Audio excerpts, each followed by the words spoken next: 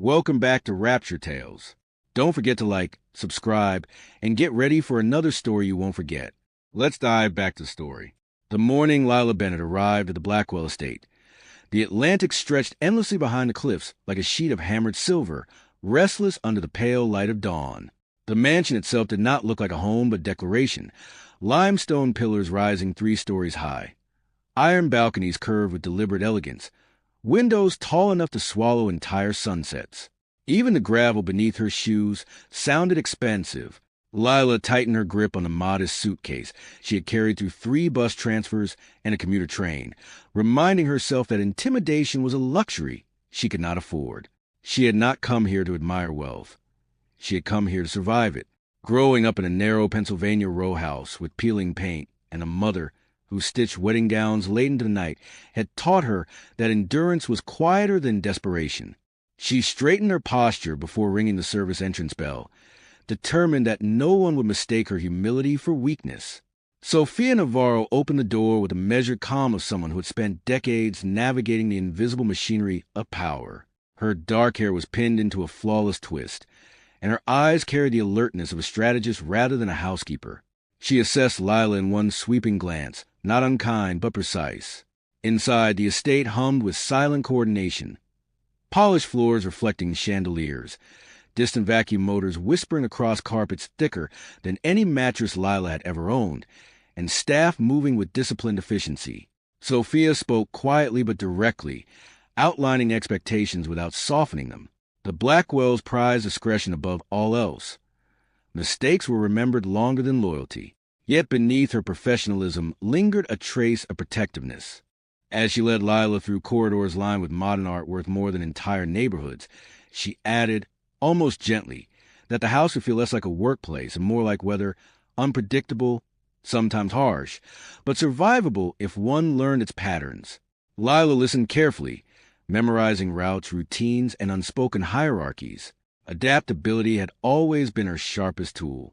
The low purr of an engine outside interrupted their orientation. Through the tall service window, a black town car glided to a stop near the front entrance. Sophia did not pause, but Lila did.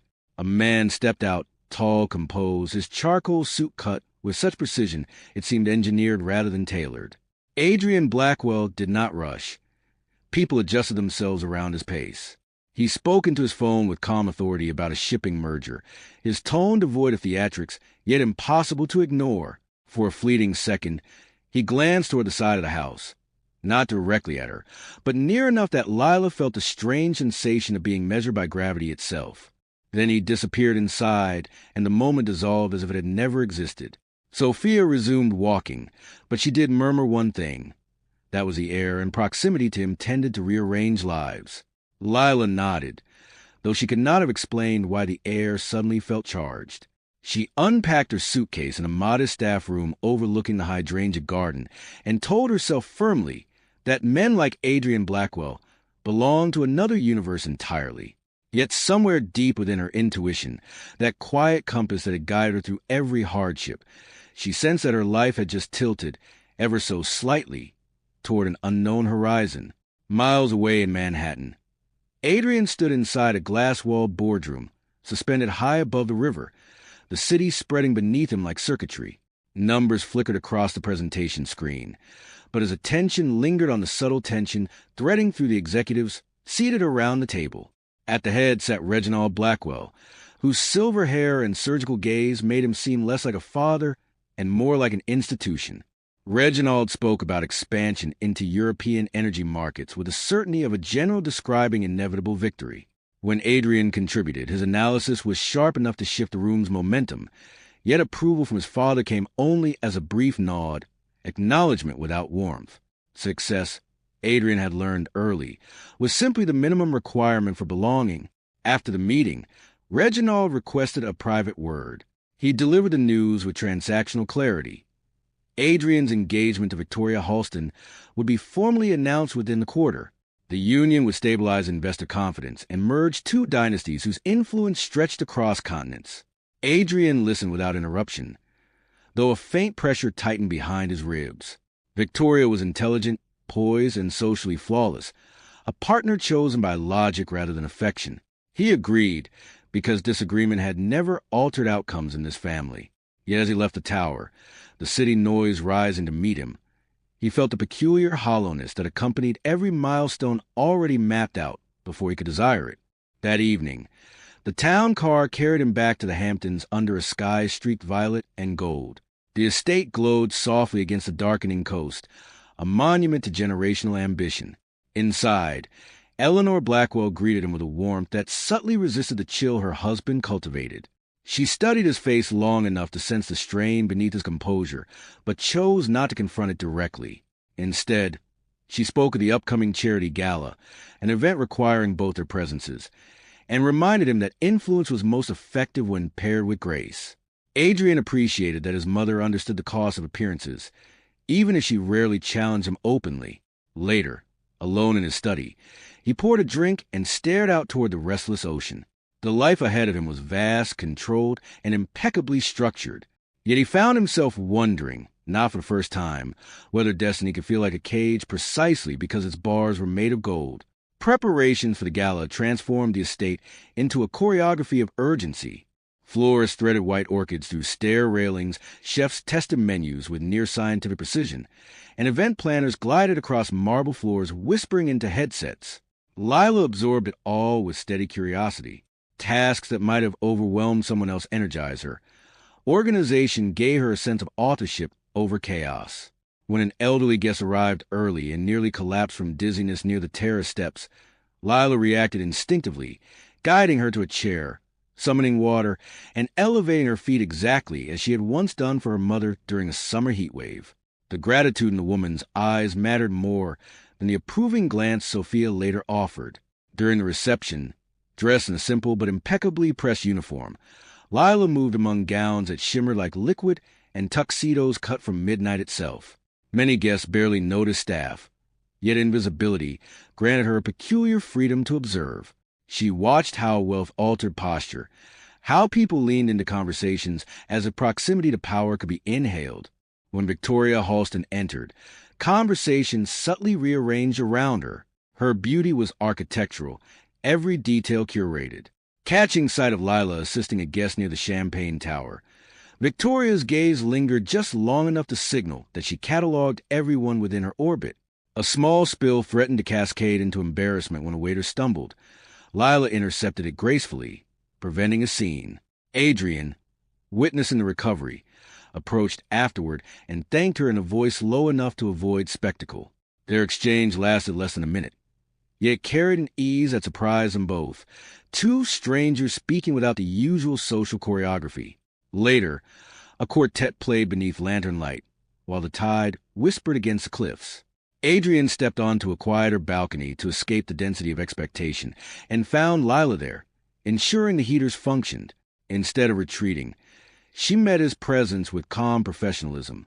He asked where she had learned such composure. She answered simply that hardship was an efficient teacher. Something in her directness unsettled and intrigued him. Most people filtered themselves around him, but she seemed uninterested in performance.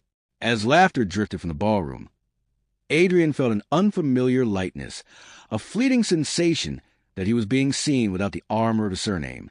When she excused herself to return to duty, he watched her go with a curiosity that lingered long after the orchestra swelled. It occurred to him, not yet as a realization but as a quiet premonition, that certain encounters did not announce their significance immediately. They simply altered the atmosphere, like the subtle drop in pressure before a storm. The storm arrived 3 nights later with theatrical violence. Wind battered the coastline, bending trees into desperate angles, while rain hammered the roof in relentless sheets.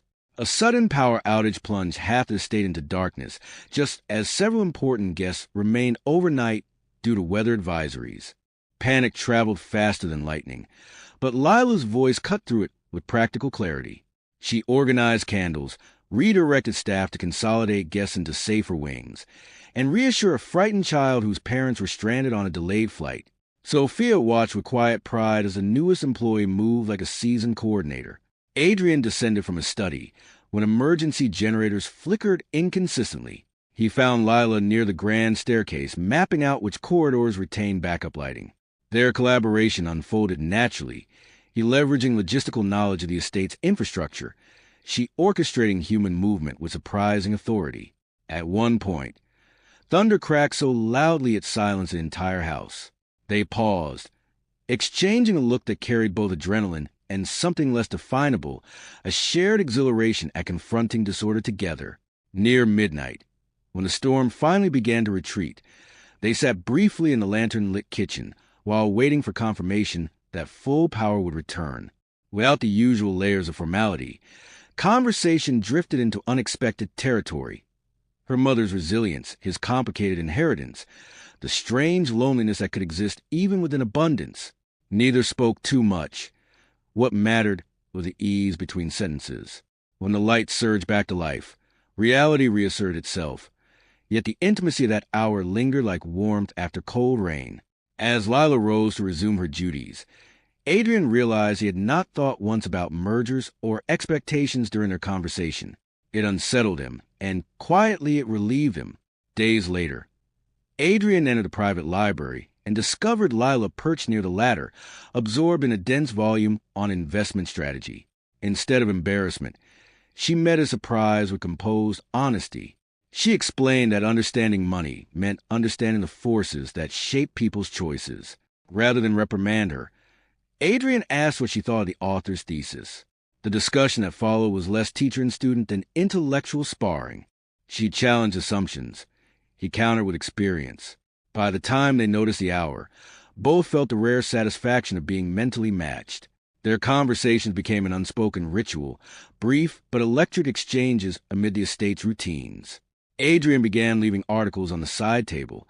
Lila returned them annotated with questions. Respect deepened into a quiet magnetism, neither acknowledged directly. Sophia, perceptive as ever, observed the subtle shift but said nothing, trusting that some lessons required personal discovery. When summer unfurled fully, the Blackwells hosted a regatta that painted the harbor with sails bright as scattered petals. Lila was assigned aboard the family yacht to assist with hospitality. Midway through the race, a mechanical failure jolted the vessel, forcing an abrupt halt while other yachts sliced past. Crews scrambled, tension spiking, but Lila steadied a sliding cart before it could injure someone, then helped distribute life vests with calm efficiency. Adrian, coordinating with the captain, caught her eye across the deck, gratitude and admiration unspoken yet unmistakable.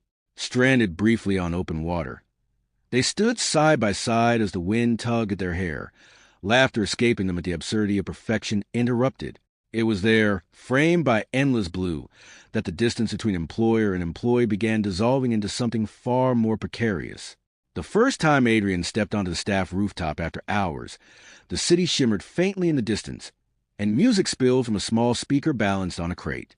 Someone had convinced Sophia to permit a modest gathering in celebration of a birthday. Lila, coaxed into joining after her shift, moved with relaxed grace utterly different from her professional demeanor.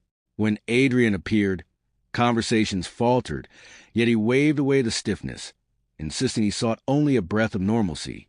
Slowly, laughter resumed. Lila showed him how to dance without caring who watched. The simplicity of it, no negotiations, no calculated alliances, felt almost rebellious. When their hands brushed, neither withdrew. The kiss that followed was not impulsive but inevitable, built from weeks of unguarded moments.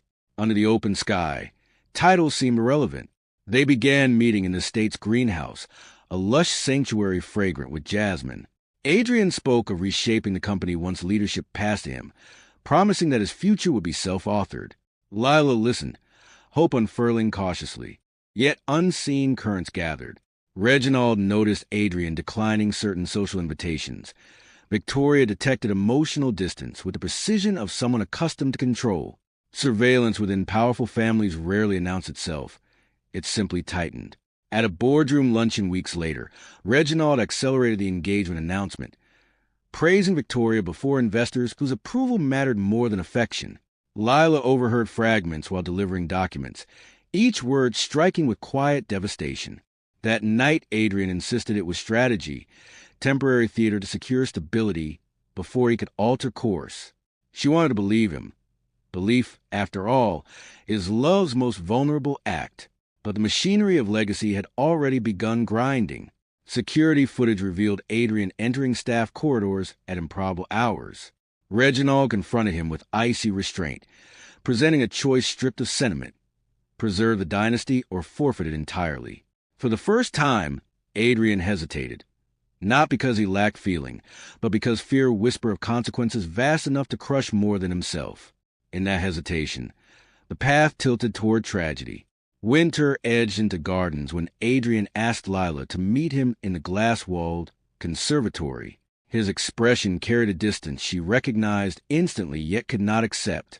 He spoke with controlled detachment, calling their relationship a misjudgment, emphasizing the irreconcilable divide between their worlds. Each sentence landed with surgical precision, clearly rehearsed to prevent emotion from interfering.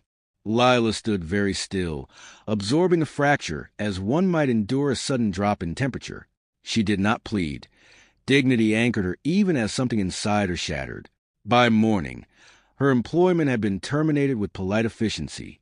No scene, no cruelty, only the immaculate finality well preferred. She packed her suitcase once more, passing to the servant gate beneath a sky the color of pewter. No one stopped her. The estate resumed its rhythm as if she had never existed. Weeks later, persistent nausea drove her into a small clinic. The doctor's gentle confirmation, pregnant, rearranged the universe in a single breath. When she told Adrian, his face revealed a conflict swiftly buried beneath calculation. He offered money, enough to erase complications quietly. Lila listened, heartbreak sharpening into resolve. She refused with a calm that surprised even her. Whatever storms awaited, she would face them standing. With little more than savings and determination, she relocated to Buffalo to care for her ailing mother, Rose Bennett. Snow layered the city in austere beauty as Lila accepted a waitress position at a diner owned by Marcus Cole, whose gruff kindness masked a generous heart. Nights were long, exhaustion constant. Yet each small victory, a tip tucked into her apron, her mother's faint smile, fortified her courage. She was no longer merely surviving.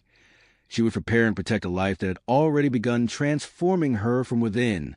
Buffalo welcomed Lila with a winter that did not bother pretending to be gentle.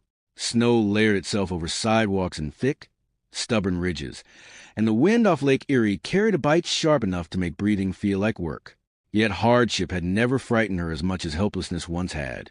And here, despite the cold, despite the uncertainty, she was making choices for herself. The small apartment she shared with her mother, Rose Bennett, sat above a shuttered antique store on a quiet street where the streetlights hummed at night. It was nothing like the sweeping halls of the Blackwell estate, but its modest walls held something infinitely rarer: autonomy. Rose, though weakened by a chronic heart condition that stole her stamina but never her warmth, noticed the subtle changes in her daughter almost immediately. The protective way Lila held her abdomen, the exhaustion she tried to disguise as ordinary fatigue. When Lila finally spoke the truth, she did so without trembling. Rose listened silently, absorbing the shock not with outrage but with fierce maternal focus. She did not ask why Adrian had failed them. She asked what Lila needed now. That question alone steadied the ground beneath Lila's feet. Together, they converted the tiny second bedroom into a nursery, using thrift store finds and a rocking chair Marcus Cole insisted they take free of charge after discovering why Lila had been working double shifts. The diner became Lila's proving ground. Morning regulars expected their coffee before they even sat. Truck drivers traded weather predictions like folklore, and Marcus ran the place with philosophy rooted in fairness rather than profit margins. His teenage daughter, Nora, drifted in after school, bright and curious, quickly attaching herself to Lila with the loyalty of someone who recognized quiet bravery when she saw it. For the first time since leaving the Hamptons, Lila experienced community without pretense, people who measure worth through consistency instead of pedigree. Some nights, after wiping down counters long past closing, she would rest her palm over the small life growing inside her and feel an expanding certainty. She had not been cast out. She had been redirected. Spring struggled toward the city slowly, as if negotiating terms with a lingering frost. Lila's pregnancy advanced with steady inevitability. Each milestone, both reassuring and daunting. Dr. Elias Morgan, whose calm competence balanced clinical precision with genuine kindness, guided her through appointments with the reassuring steadiness of someone who believed fear lost power when met with knowledge. He never treated her circumstances as scandalous or unusual, only as a story still unfolding. Meanwhile, in Manhattan, the engagement between Adrian Blackwell and Victoria Halston unraveled with a quiet violence that rattled the financial pages without ever spilling fully into gossip columns. Victoria, perceptive enough to recognize emotional absence as a form of betrayal, withdrew with impeccable composure, framing the separation as a mutual recalibration of priorities. Investors murmured. Reginald recalculated. The empire adjusted its messaging. Adrian alone seemed uninterested in controlling the narrative. Success had begun tasting like dust. Eleanor Blackwell observed her son's deterioration with the patience of someone who understood that transformation could not be commanded, only chosen. When she learned, through channels she never disclosed, that Lila had carried the pregnancy to term, something inside Eleanor aligned with quiet conviction. She reached out not as a negotiator, but as a mother who refused to let pride orphan her grandchild. Her message was simple. No pressure, no legal framing, only a request for conversation when Lila felt ready. Lila hesitated for days before responding. Pain remembered itself vividly, yet so did the belief that children deserve truth rather than silence. She agreed to one condition that surprised even her with its firmness. Adrian would come alone, without the armor of wealth or attorneys. If he wished to meet his child, he would do so as a man accountable for his choices. Autumn announced her arrival on a night when the sky seemed determined to empty itself entirely. A blizzard surged across Buffalo with such ferocity that even emergency vehicles crawled through the drifts. Labor began abruptly, pain folding through Lila in relentless waves while Marcus fought to keep the diner generator running long enough to call for help. Roads were nearly impassable. Waiting was not an option. Wrapped in blankets, guided by Marcus's steady driving and Nora's whispered encouragement from the backseat, Lila focused on one truth at a time. Breathe, endure, continue. At the hospital, Dr. Morgan met them at the entrance, already issuing instructions with composed urgency. Hours blurred into effort measured only by heartbeats and determination. Rose, pale but resolute in the waiting room, clutched a knitted cap she finished only that morning, as if intuition had whispered that the child would not wait for gentler weather. When the newborn's cry finally pierced the storm-muted night, relief flooded every corridor it touched. Lila, exhausted beyond language, gathered her daughter close and studied the impossibly small features with all that eclipsed every memory of abandonment. She named her Autumn, not merely for the season, but for what it represented. Change that carried beauty even while signaling the end of what once was. Holding her, Lila understood with startling clarity that love did not erase hardship. It gave hardship meaning. Outside, the storm began its slow retreat, as though the world itself acknowledged the arrival of something profoundly new. Months passed with a rhythm only infants can impose, sleepless nights softened by first smiles, worries counterbalanced by fragile joys. Eleanor's eventual visit unfolded without spectacle. She arrived in a simple coat, leaving the town car a block away, and introduced herself not as a matriarch, but as a grandmother hoping for permission to care. Lila studied her carefully, searching for traces of manipulation, and found instead a woman carrying regret tempered by sincerity. Adrian came weeks later. The park where they agreed to meet glowed amber beneath early autumn leaves, the air crisp enough to sharpen every sound. When Lila placed Autumn in his arms, time seemed to contract around them. Adrian's composure fractured quietly. Wonder replaced it. The child curled her fingers around his, and in that instinctive grasp something ancient awakened, a recognition beyond logic. No negotiation could have engineered such a moment. Words followed slowly, stripped of defensiveness. Adrian did not justify his past. He acknowledged it. Regret, he admitted, had shadowed every achievement since their separation. Lila listened without softening prematurely. Forgiveness, she understood, was not granted through eloquence but earned through sustained change. She told him as much, and he accepted the boundary without argument. That acceptance marked the first proof that the man before her was not the one who had once chosen fear. Adrian returned to Buffalo with an overnight bag that gradually became permanent.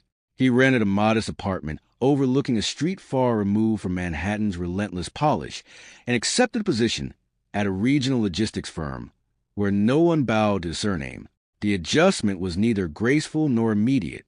He learned how long ordinary commutes felt, how grocery budgets demanded attention, how anonymity could be both humbling and liberating. Yet each evening he appeared at Lila's door ready to help, warming bottles, pacing the floor with a restless infant, absorbing the quiet education of fatherhood. Marcus watched this evolution with cautious approval, offering practical advice disguised as casual conversation. Nora appointed herself Autumn's unofficial entertainer, discovering that few achievements rivaled coaxing laughter from a baby. Slowly, Adrian's presence ceased feeling like an intrusion and began resembling foundation. Trust rebuilt itself not through grand apologies but through repetition, the reliability of someone who stayed. Back in Manhattan, Reginald summoned his son with escalating urgency, framing return as duty rather than request. Adrian traveled once to attend the board meeting, where his future awaited like an unopened contract. Directors outlined projections. Opportunities gleamed. Yet as discussion turned toward succession, Adrian recognized that the life map for him no longer aligned with the one he was actively choosing. When he declined the path, a silence heavier than outrage settled across the room. He walked away not in rebellion, but in clarity, understanding that legacy meant little if it demanded the abandonment of one's own child. Years reshaped what pain had once defined. Lila eventually allowed hope to expand again, discovering that love rebuilt on honesty possessed a steadiness passion alone could never guarantee. Adrian proposed without spectacle, one quiet evening beside the lake, where autumn chased ghost shadows across the sand.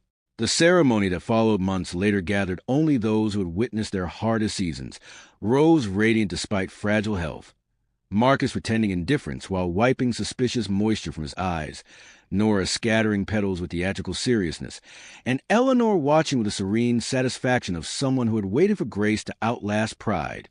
Marriage did not erase the past. It contextualized it. Together they cultivated a life measured less by status than by presence. School recitals attended without fail, dinners filled with overlapping conversation, challenges faced as partners rather than adversaries.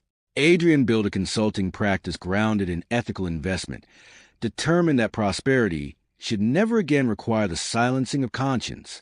Lila, drawing on the financial knowledge she had once pursued in secret, helped manage their growing stability with the same strategic calm that had first captured his respect.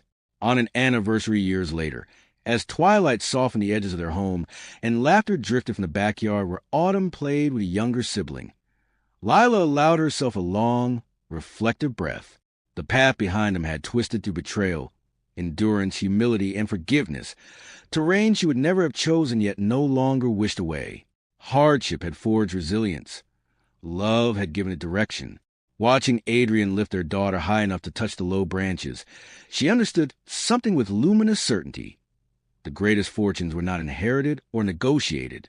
They were built slowly, courage layered upon courage, until what once seemed broken revealed itself as the very architecture of a family worth fighting for, and ultimately worth every storm that led them there.